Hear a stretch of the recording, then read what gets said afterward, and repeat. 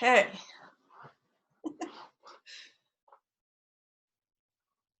So there'll be a chime at the beginning and there'll be a chime at the end. And just relax. There's nothing really to do, to learn. It's just a kind of time to be and to just sort of get here.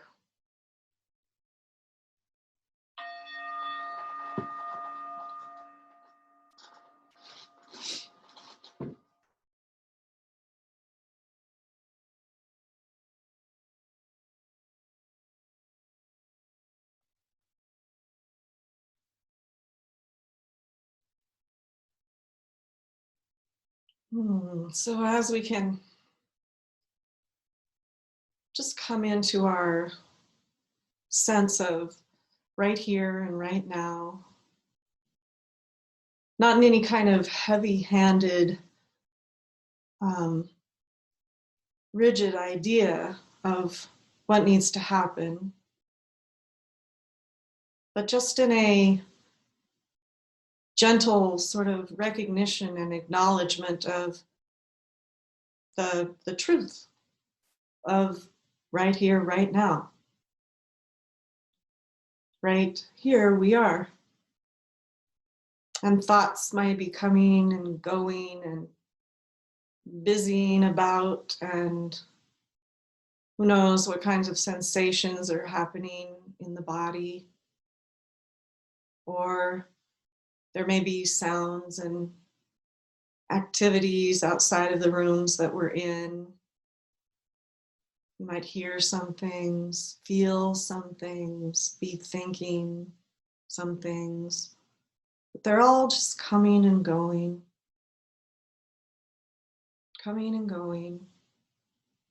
right in the midst of the absoluteness of right here, right now.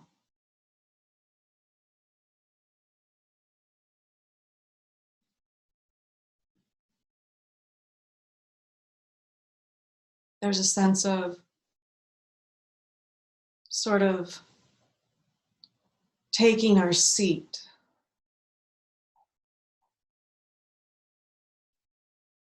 In this obvious, recognizable truth that we're here.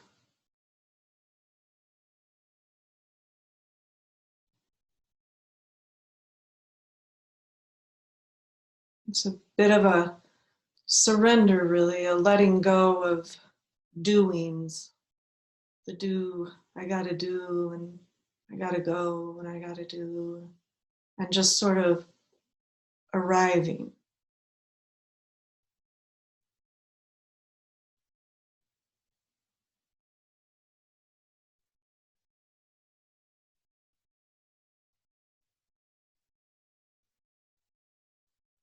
We can sense the immediacy of this moment.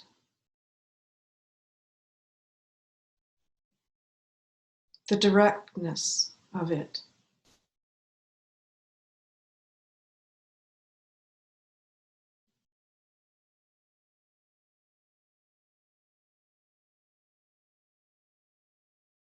The breath is moving, and the heart is beating.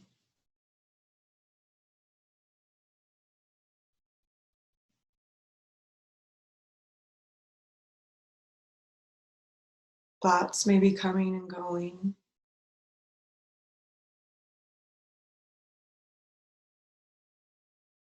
All of the sensory experiences are coming and going in this vast space of right here, right now.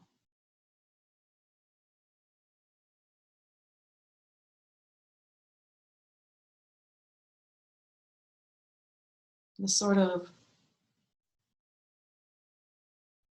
background, you might say, to all of the doing and the coming and the going.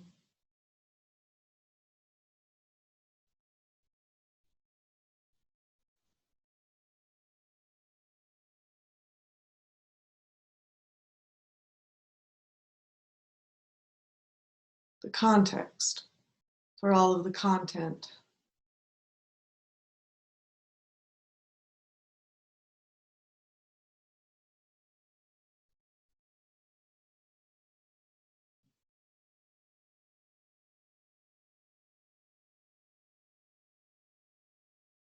And it's almost like just kind of slipstreaming in to that silent ground. Just kind of let go,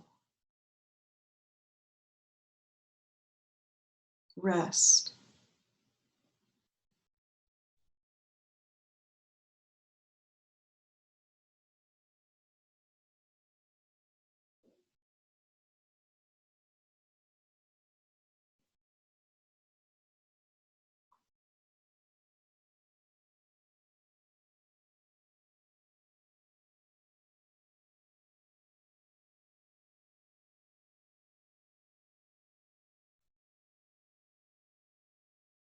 And attention can be caught up in all kinds of things.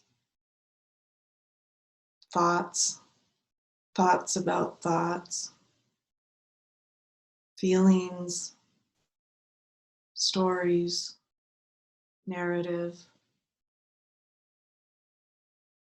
some sensation in the body, or something we hear, smell, taste, whatever it may be, the attention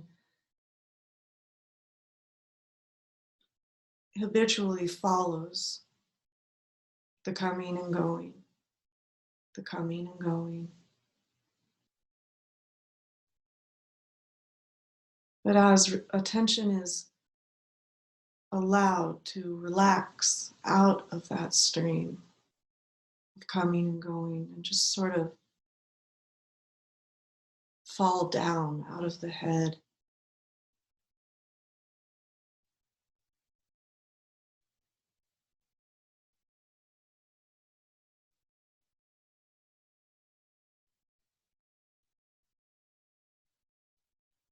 there's a deeply restful quality to the immediate moment, free of story, free of narrative.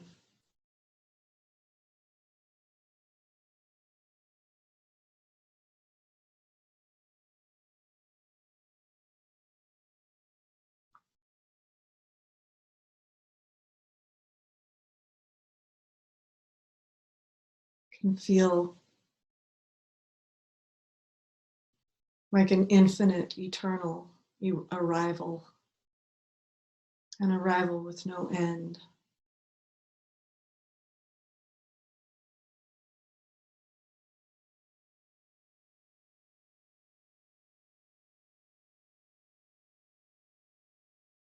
And if the attention does sort of wander or begin to habitually follow a coming and a going, a thought, a sensation, it's a simple, gentle thing to remind oneself of the right here-ness of right now.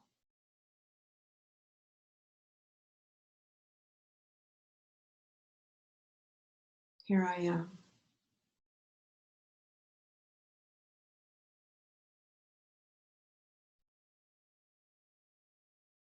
I am here.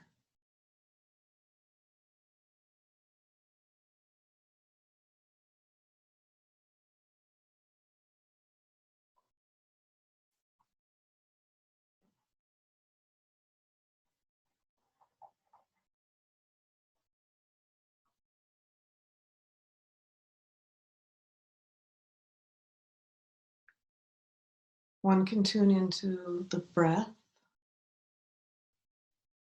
the soles of the feet, the tailbone,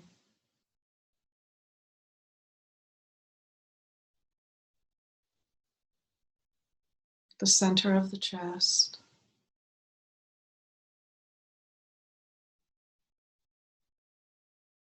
somewhere below the neck, out of the head. And just sort of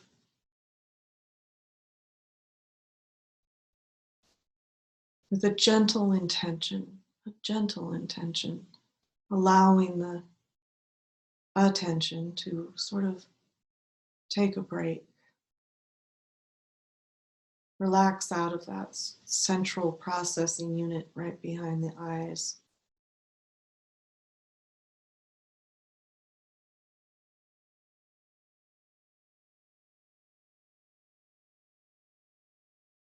Just kind of realizing we can think about things later, we can make conclusions, all the rest later. But first, we take our seat.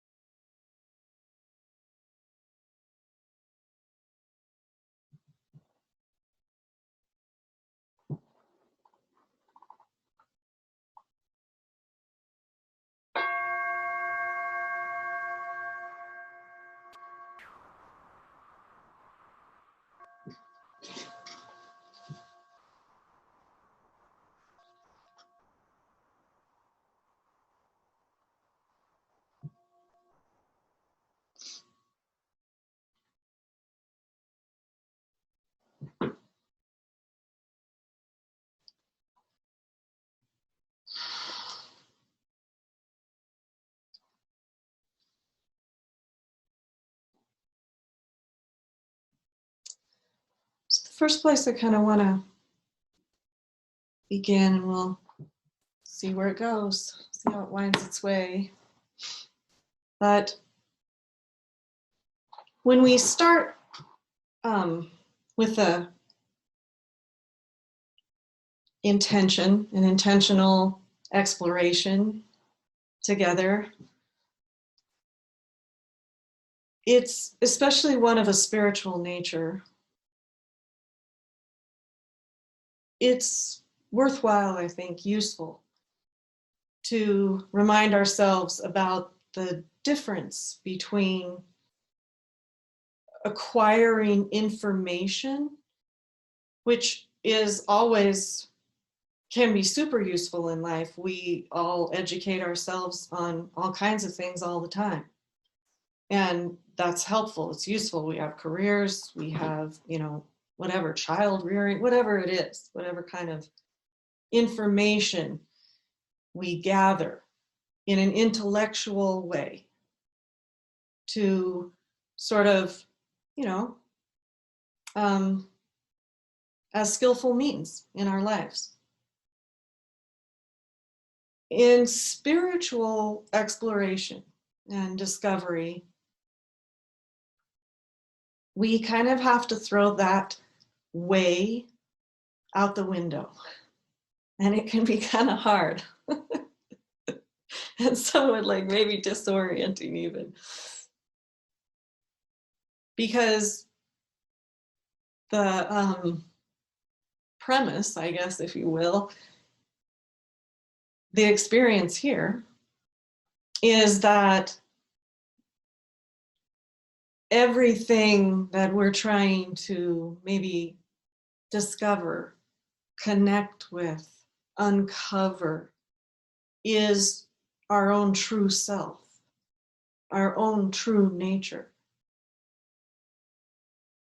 It's not something we can acquire, achieve, gather. It's rather discover, uncover, become available to. And so it's a very direct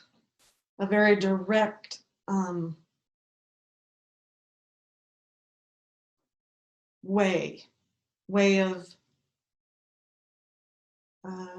knowing, I guess you might say, but I'm using that word not in the intellectual way at the moment, more like in the way of innate and inherent and fundamental wisdom.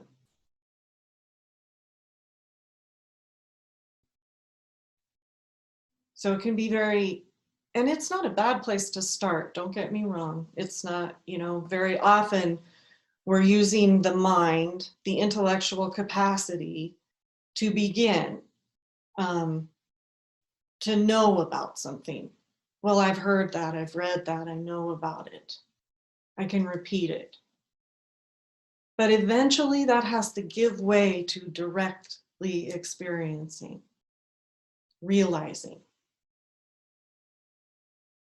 There's kind of a, Adya always talks about, you could do a dissertation on an orange, but until you eat the orange, you know nothing about the orange. And that's kind of his example, or the menu versus the meal, the map versus the territory. But there's kind of a, I don't know, it's sort of an infamous example, and I don't know where it comes from, honestly, but I really like it because I love honey and honeybees and the honeycomb. And I mean, there's so much to discover intellectually about honey, right? I mean, bees in and of themselves, you could do a PhD, right, on honeybees and honey and all of that. But if you had never taken a spoonful of honey, how much do you know about it? You know a lot of things, you know a lot about it. But at some point, we have to kind of eat the meal, get off the map and and hike up the trail. And that switch, I guess you might say, some of us may be very adept and very practiced at becoming available to the deeper dimensions of our being, the spiritual, if you want to use that word, the heart of our experience, of our beingness.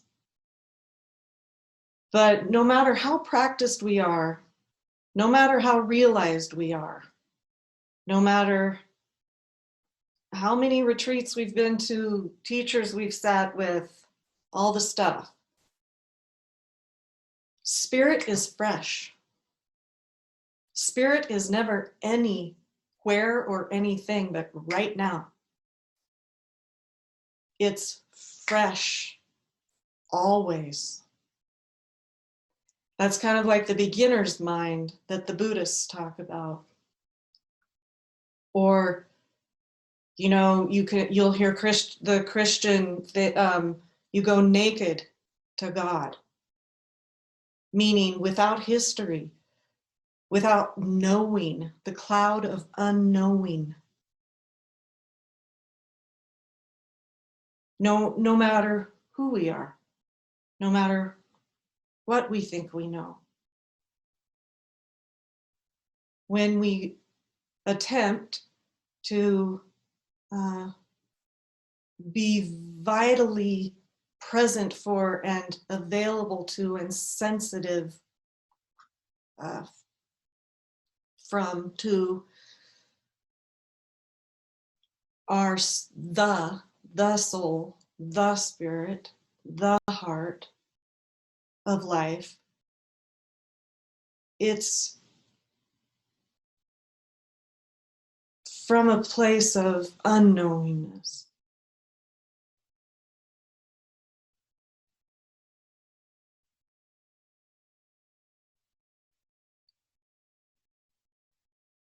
And I just feel like it's worth bringing that forward at the beginning. That there may be times during these weeks that we're going to be together and exploring this shared intention where any one of us, and I hope so, come across insight, revelation, realization, a direct experience of one's heart and soul.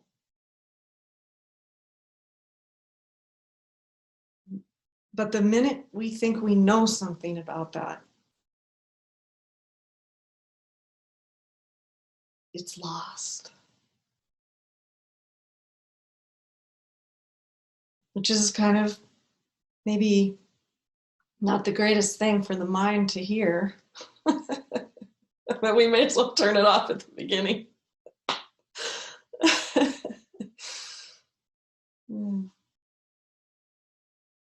I don't know where Kat went.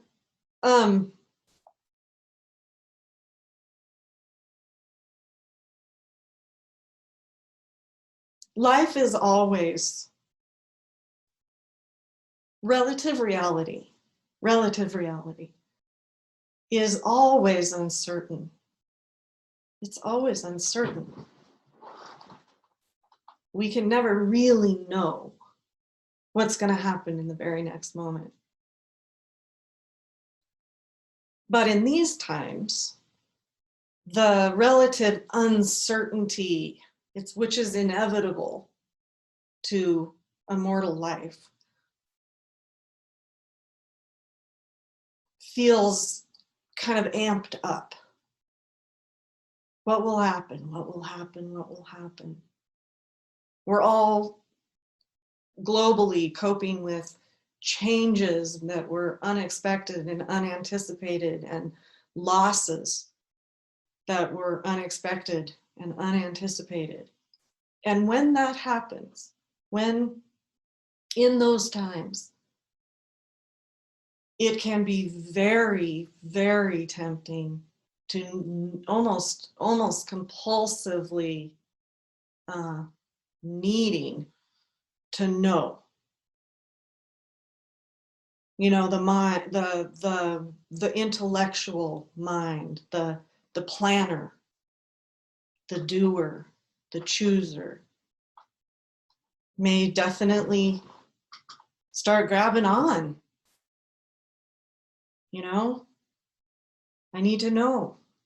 I mean, this is where I think where a lot of the conspiracy theories and stuff are coming from, is just a deep, deep need to know. And what I'm asking, and what all spiritual paths ask, is for all of us to become acquainted with and more comfortable with unknowing, so that the heart and the soul are able to speak and become known in consciousness.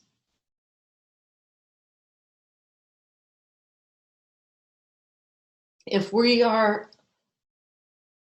the attention is 100% of the time enmeshed, melded really with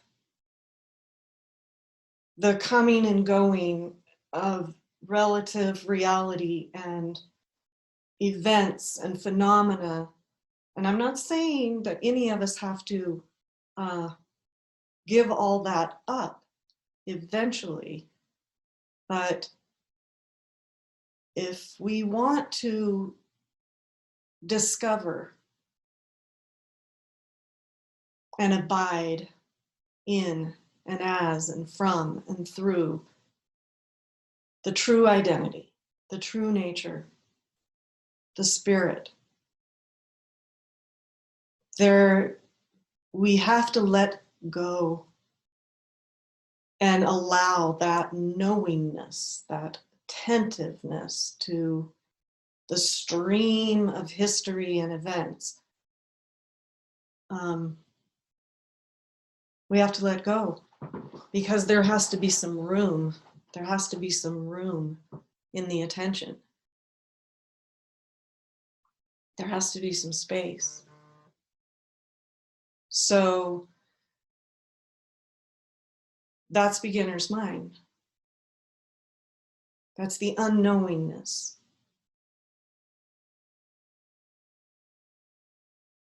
From which life actually flows.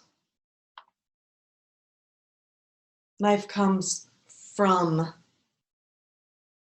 that which is beyond the mind, beyond the intellect, beyond the narrative.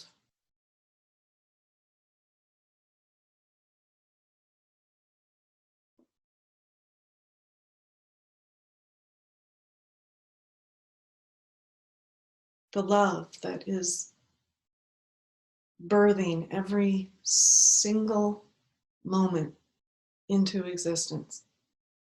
Every single moment.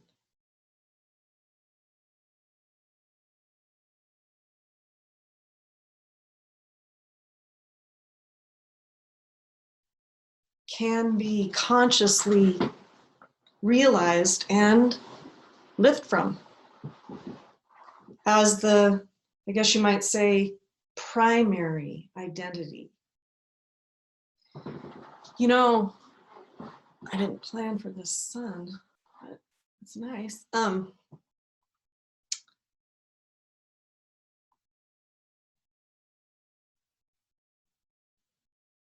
I was in Colorado for a few days, staying with Sharon Landreth and Nate, and it was really beautiful because she's on sabbatical right now. She's not teaching right now, and so I felt like I had a little more leeway, kind of worming my way in there with like student teacher questions and stuff. I didn't feel like I was imposing as much.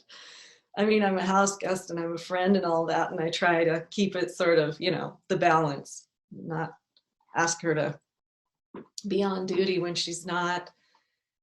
But I just we had some incredible conversations about this. And at one point, her eyes were kind of closed and she said, it's really the birth of love right now. And it was just so beautiful. Not that love isn't 100% always. There's nothing here without uncaused love. There's no you, me, it, anything. But it's the birth of it into the conscious awareness it's like the return of the me to its source.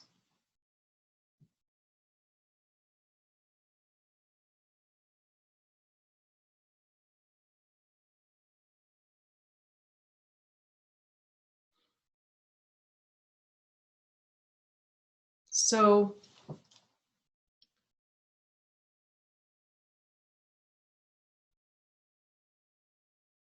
I guess the question is really, how does one access or become available to realize the deeper nature, the wholehearted moment to moment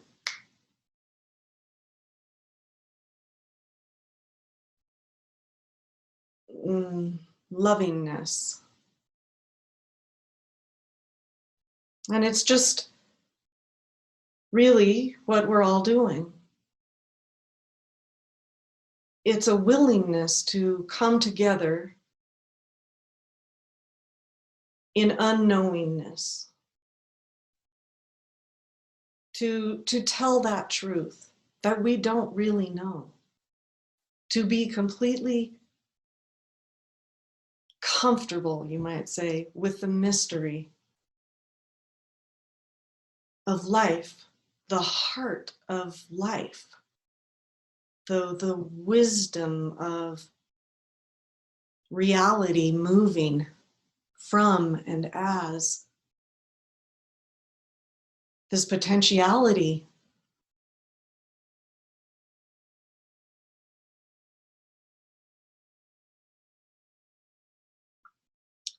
And we can always go back to, our conclusions, our narratives, the intellectual knowingness that, is helpful on a lot of levels.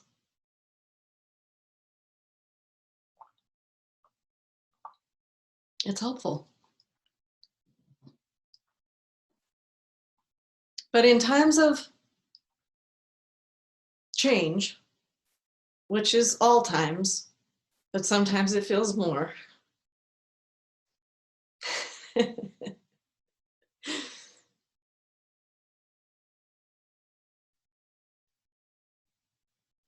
It's a challenge, right? To remain in one's heart. To remain in one's heart. As this sort of fresh, innocent, you might say, unknowing, to kind of let go of the cycle of aversion and attraction and grasping and getting and acquiring and knowing. Okay, now I know that, and now I know that, and now I'll be okay, and the good badness of it all. This is good, this is harmful. Not that all of those qualities can't be helpful on certain levels. We don't want to, stick our finger on the burner. That's a use. We want to look both ways when we cross the street. There are very useful judgments. I'm not trying to say we can't and should never judge. But when we are continuously absorbed in the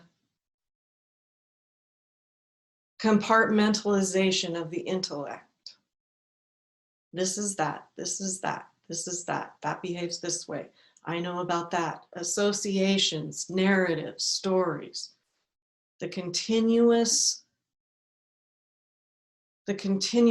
of it, then it's very difficult. Well, it just doesn't happen. We don't experience reality directly and immediately. We experience it through the filter and the lens of the story about reality. And in that, there is, well, let's just say it's limited. Whereas the eternal, timeless, infinite flame of the heart of matter is not limited. It's not diminished, which the mind can't understand. You know, if we're operating continuously from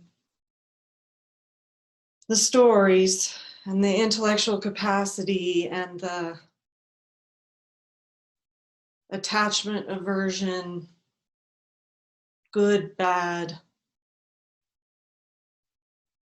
we never really allow the radiance of acceptance, compassion, creativity to touch us, to permeate. It feels too risky. It feels too risky. It feels like a tidal wave. Yeah, it feels like a tidal wave. Like overwhelm to the me, to the separate self, which is thought and belief. They are one and the same. They are one and the same. You know, when we're a child, or let's just pick any time, any one of us in our, when you're young, and there's an I, and then there's a me. And the me starts gathering gravity and all kinds of, like a stone rolling downhill, gathering as we get older, right? Now I am this, I'm this, I'm this, I'm this. The me just starts getting like enormous. But the I, has it ever changed? Has it ever changed? Is the I the same when I'm 9, when I'm 20, when I'm 60?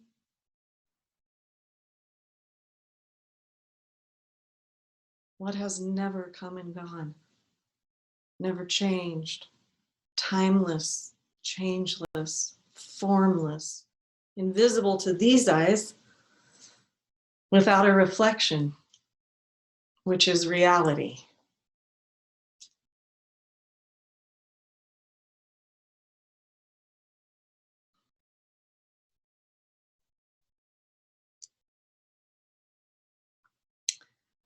I'm gonna get up for a minute and shut this curtain, guys.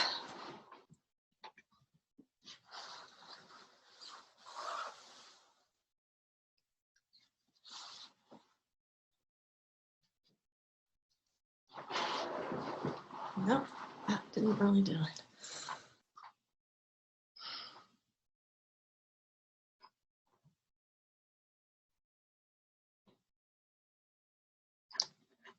The mind will feel overwhelmed by the amount of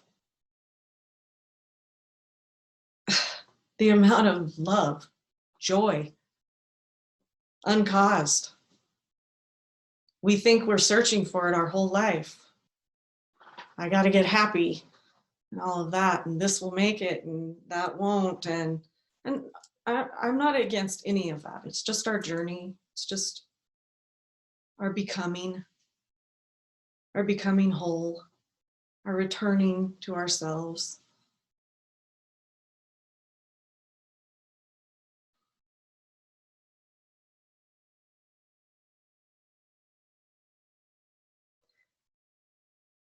When we approach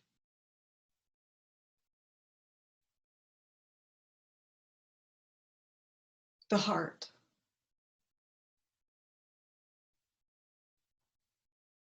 it's best to have a very, very, very, very small backpack or purse, or none at all. Just come as simple and humble and unaccompanied as possible.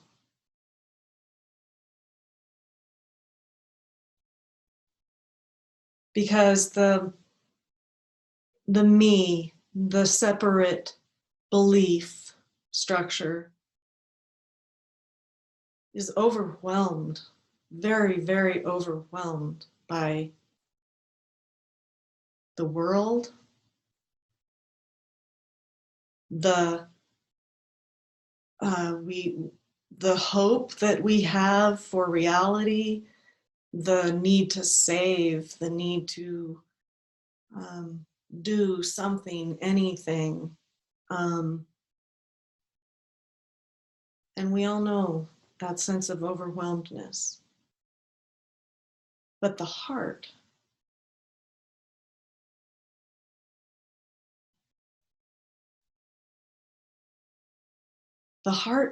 lives in fire.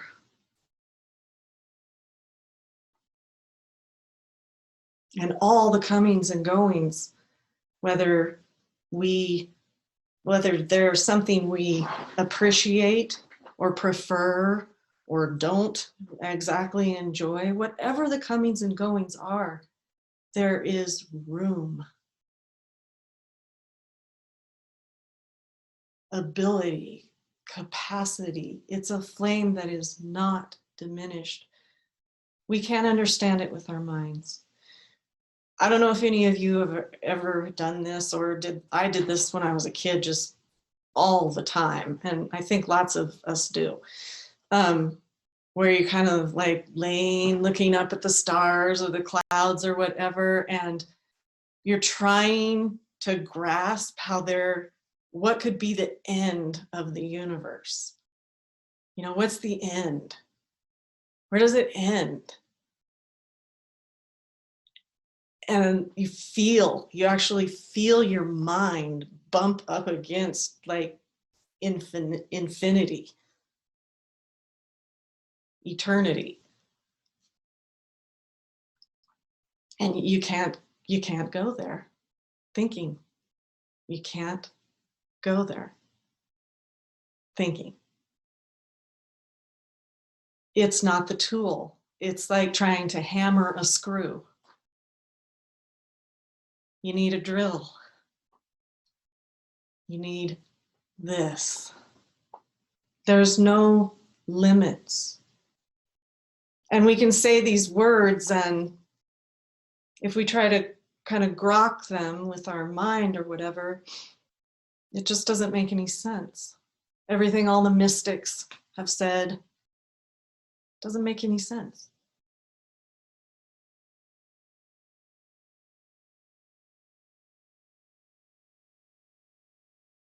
And I think there's been so many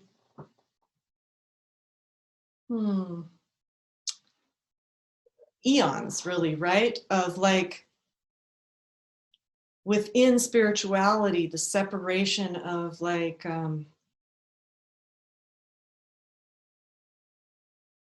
relative and absolute, heaven and earth,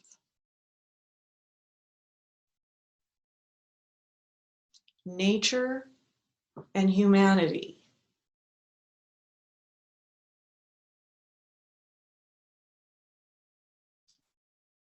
That it's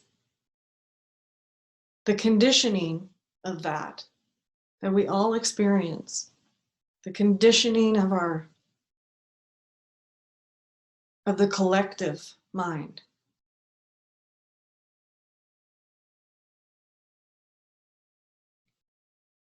Doesn't really allow for wholeness and for the discovery, of just trying to think about what I need is right here all the time.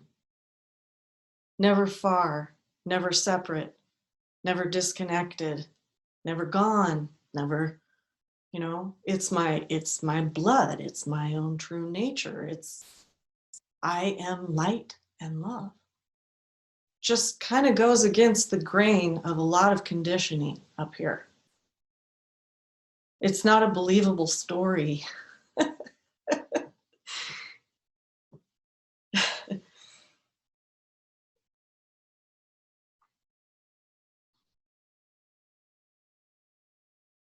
And when we stumble upon it, we almost always just shut it right down because it is not believable. I mean, when the love of all that is, the radiant light of wholeness, oneness,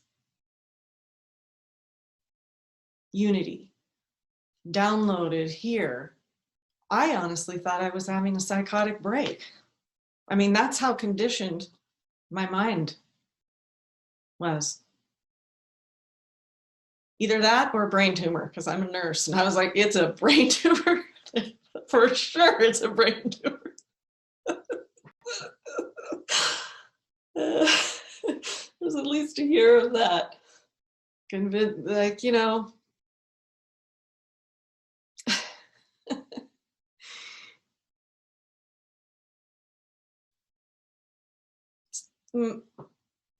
I guess my point in telling that story is that we can talk about it. I'm talking about it now.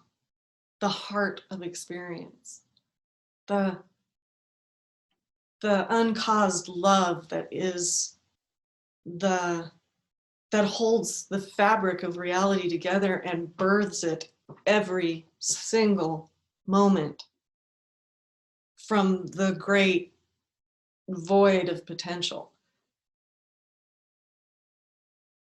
Talking about it, and just in the languaging, it has very little meaning when I reflect back on the experience of it dawning.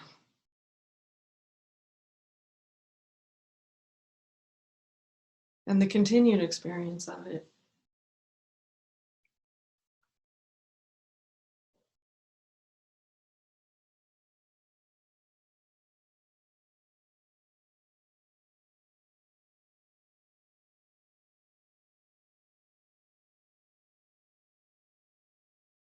We can practice, we can have all kinds of practices, and they're not bad. I don't mean to judge them as negative or not useful.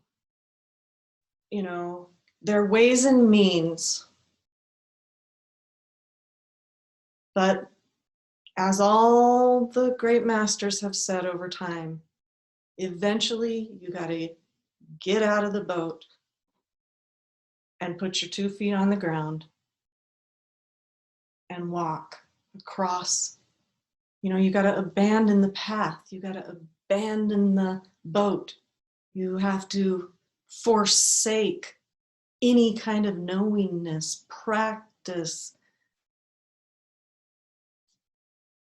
It really is a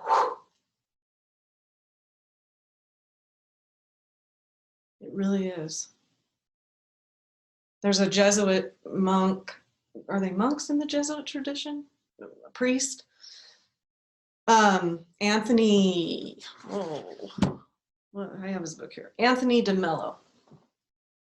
I love his books. And he actually, you know, talks about it being a violent process. Kind of having the heart of experience, the universal cosmic love break in to experience, break into the body mind. And you'll see that in most traditions. That's why they talk about fierceness. And they hold swords. And Kali looks like this, you know, off with your head.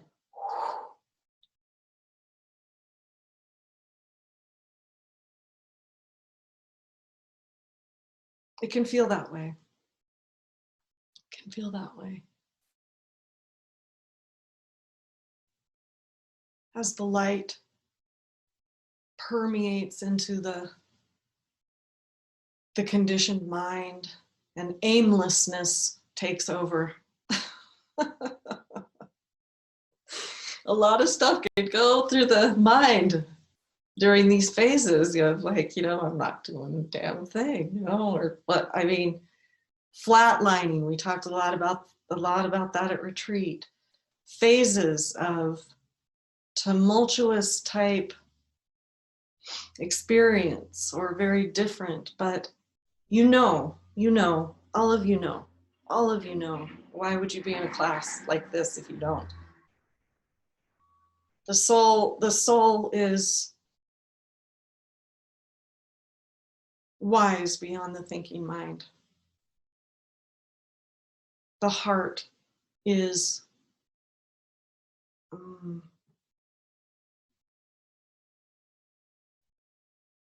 unlimited. It is unlimited love and creativity. And the thinking mind could never grasp that. It's unlimited love and creativity. It is the fire, the illuminated light of every moment. It's reality lit up. Some of you may have had this experience. Maybe some of you have directly encountered the void, the empty void of no thingness within your own self, big capital S, self. And from that formless, dimensionless, nothing to be said about it, no attributes, attributeless. It's not even change or changeless, or formless, or it's beyond all that. It's beyond all of it. It's beyond any duality that could ever be imagined. It's beyond all that.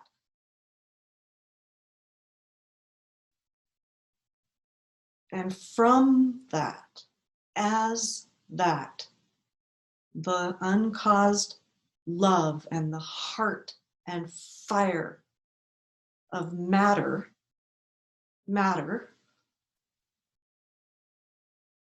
is born. It really is like stars in the night sky.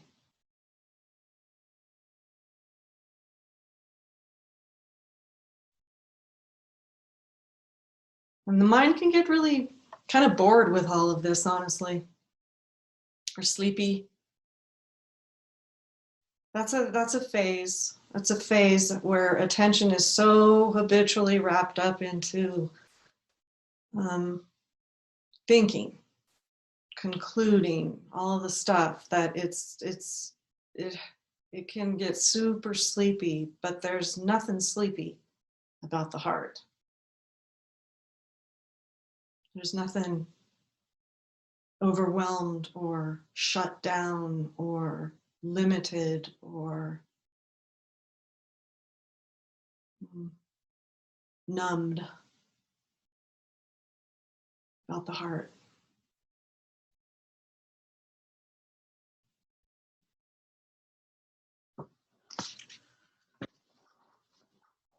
I'll read something and then we'll take a break. It looks like we need a break. What will I read?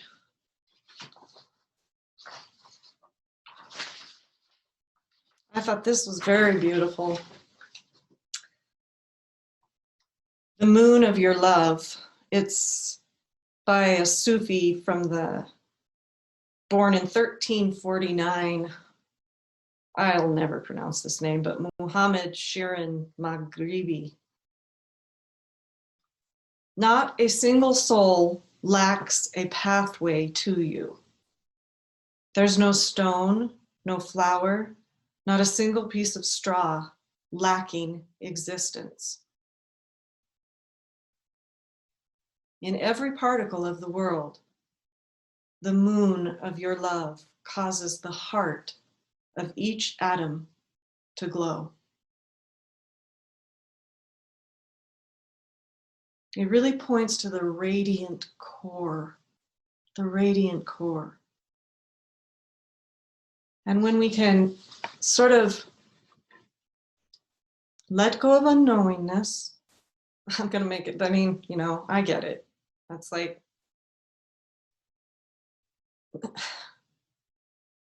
we all know how hard it is to let go of knowing, but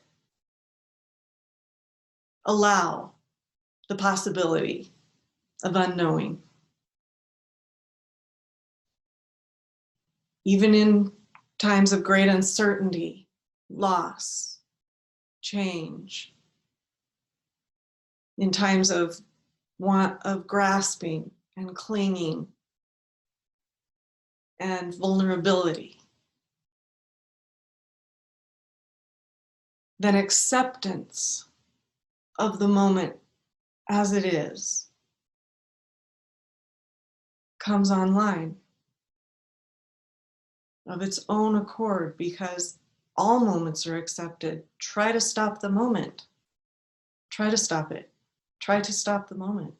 All moments are born in acceptance. It's only the mind that pretends resistance. Acceptance is realized consciously, experienced directly. And with acceptance is discernment, an ability to open-heartedly see what really is and discern it for what it is rather than what we call it. And in that realization is radiant, wholehearted, unobtained, unmanufactured compassion.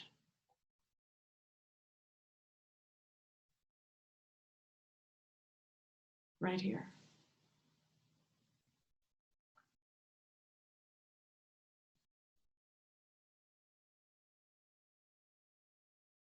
And the mind can come up with a resistance strategy to that, I mean, you all will have your own personal one, or maybe you won't. Maybe you've got, you know, this is directly always here for you. My particular one was, well, am I just like going to be a doormat? Like anything goes? What the heck? You know, I'm, you know, but that's not it. That's just the mind's version. It's just the mind's version. It's so fiercely beyond that as to be indescribable.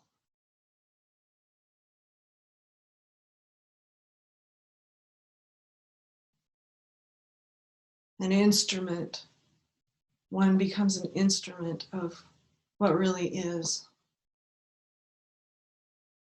moment to moment to moment, and it's not limited by what the mind will tell us is spiritual. So hold on to our hats, because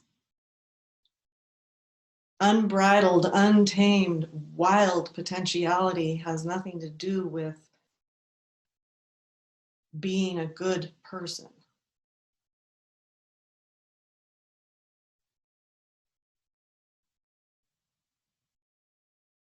A righteous person. It has to do with complete surrender to the heart's wisdom.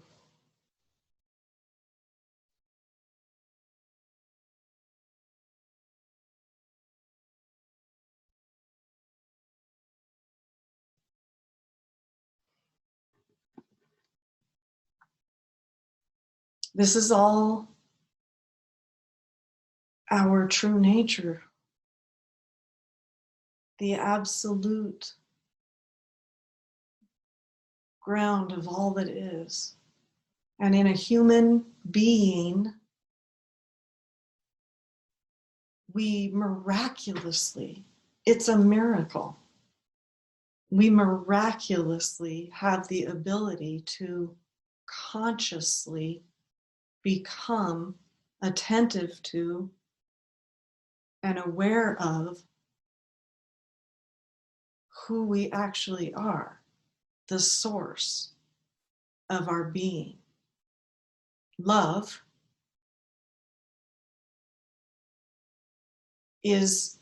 has the avenue, the capacity, the instrumentation for perceiving itself in a human being.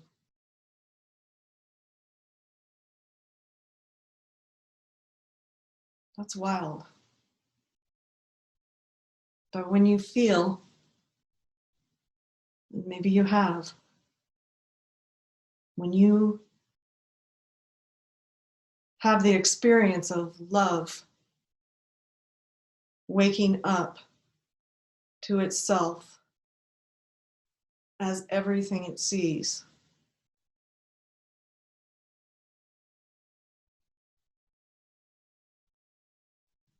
it's a miracle.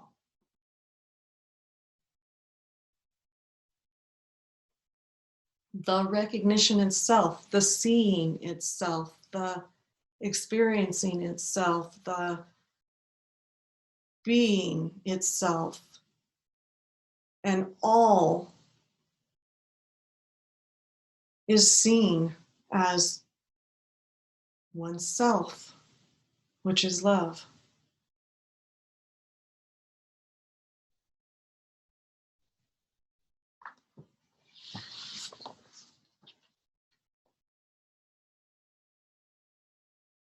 In the ineffable essence of all experience as pure presence, everything is light. Everything is lit up as love.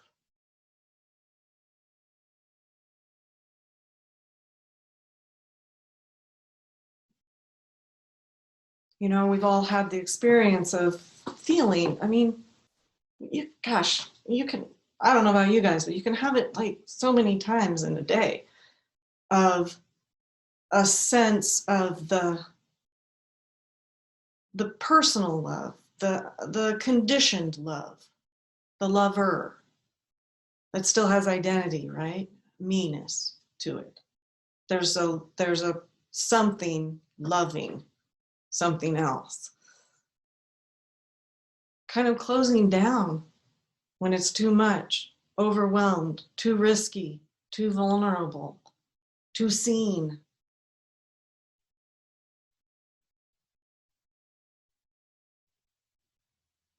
And we become accustomed to that. It's not bad, it's a habit. It's a belief that that's what love is. That's how we use that word. That's what the heart is. The heart can open and the heart can close. We convince ourselves of that one.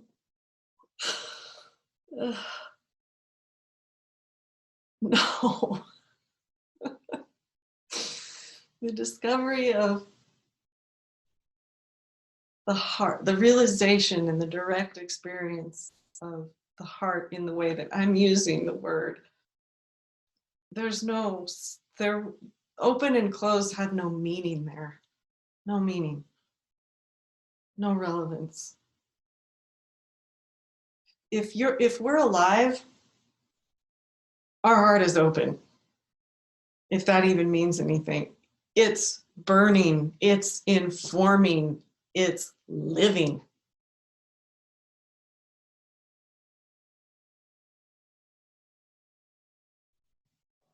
It's loving every single moment, as dismal as it may seem to the mind.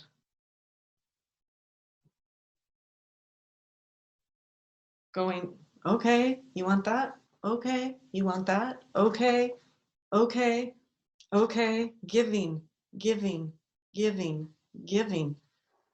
Giving to the countless cycles of divisive belief, the countless cycles of attraction, aversion, and all the emotions that go along with attraction, aversion that are kind of like the juice, you know. Okay. And then at some point, we become kind of dissatisfied with that. Somehow, by some miracle, we become dissatisfied with the narrative and the, as Pat says, fake news. And there's got to be something different, more whole. And turns out there is. And the heart is enraptured. Even in rage, even in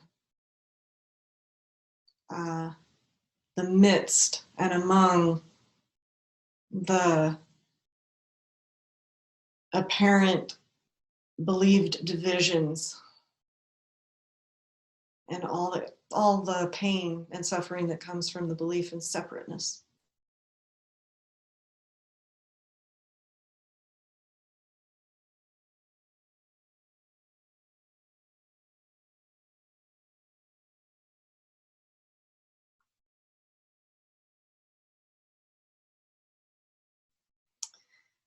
So here we are with the intention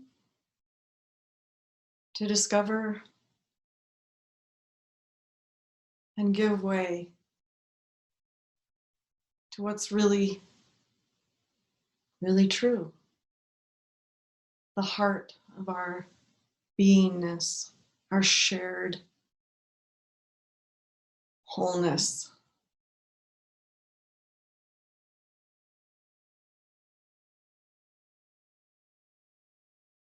And in that approach, in that intention, we utilize gentleness,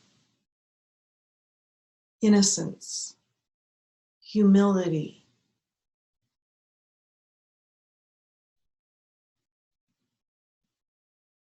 Otherwise, as some of you may know, and I certainly know I do, we bang our heads against a wall and it hurts.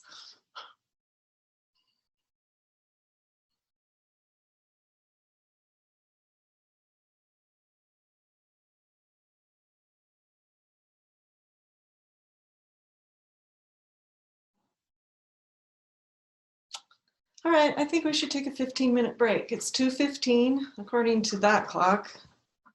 Yeah, sort of according to this one too. So come back at 2:30.